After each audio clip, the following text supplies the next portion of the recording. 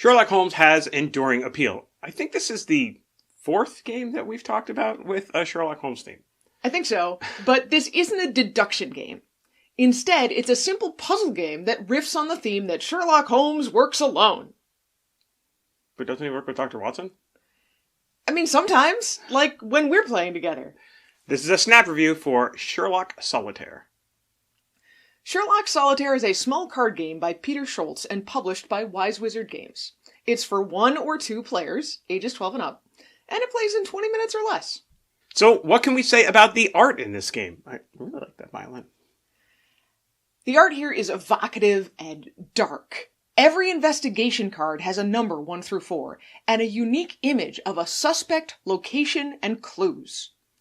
The letter cards, which are called threats, come in 4 sets, and these are even darker than the numbered cards.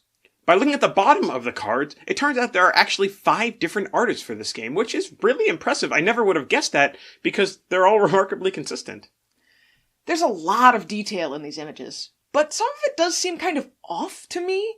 Faces have a strange line across them that might be dirt or might be wrinkles, but just doesn't quite fit.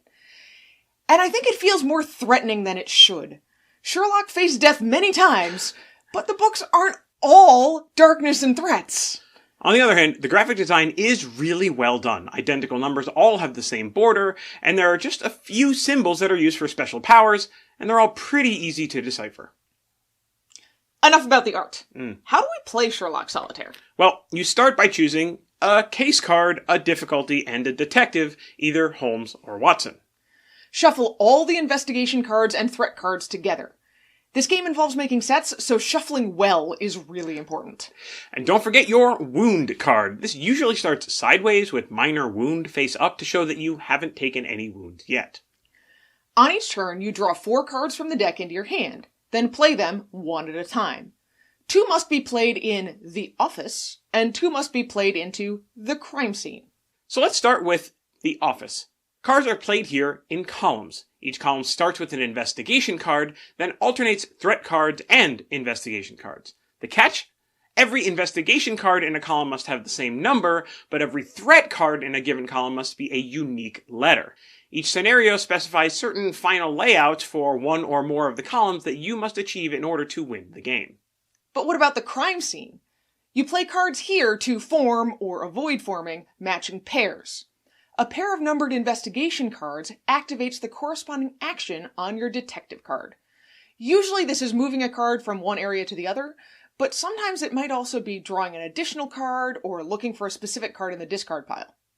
You must play this action, and if you can't, you take a wound, turning or flipping the wound card to show the increasing severity. Making pairs of threat cards in the crime scene will also cause you to take a wound. If you take 3 wounds before completing your scenario objective, you lose the game. You can also play Sherlock Solitaire with 2 players as a cooperative game. Each player takes a detective. Alternate turns between the 2 players. Although you share the office, the crime scene, and the wound card, you may only trigger the actions for your specific detective. So Anitra, what did we expect from Sherlock Solitaire?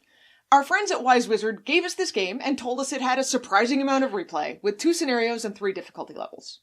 So I expected a game with some kind of storyline or goal that felt fitting of the great detective. It's also a small box, with about 50 cards, so I hoped it wouldn't be terribly complicated or terribly long.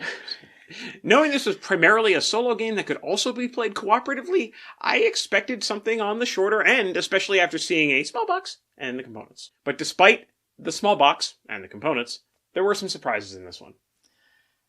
I was surprised at how much this felt like a traditional solitaire game, very much like Klondike or Spider Solitaire, something like that where you're building up columns of alternating cards and sometimes moving cards around between areas. The 2 scenarios each lay out a story along with your goal, but the only thing that's really Sherlockian in this game is the art. I actually completely agree with this. As much as I appreciate the theme, and pairing Sherlock with puzzles always makes sense, it's absolutely pasted on here. I'm also surprised that for a game that has solitaire in the name, I enjoyed this more at 2 players. Watson and Holmes have slightly different sets of abilities, and it feels really good to make plans for who should attempt to move cards and where and when. It's a great teamwork thing. It also gives more flexibility, which you will definitely need for the second scenario. Super frustrating when I have the cards for your abilities and vice versa. But that's okay, it's part of the game. My expectation ended up true. This is a co-op game on the shorter side. This game is perfect for date nights or something like that. I think we'd recommend Sherlock Solitaire if you like standard solitaire card games and you're looking for a little twist. There's a small box, it's easy to get started with, and it looks like Wise Wizard intends to release more scenarios in the future. More scenarios here is actually really interesting.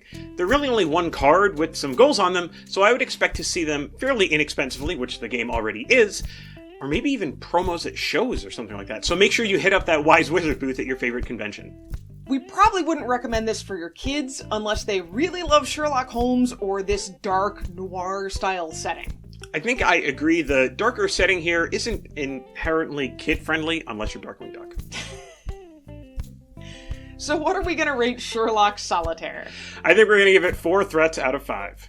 And that's Sherlock Solitaire In a snap!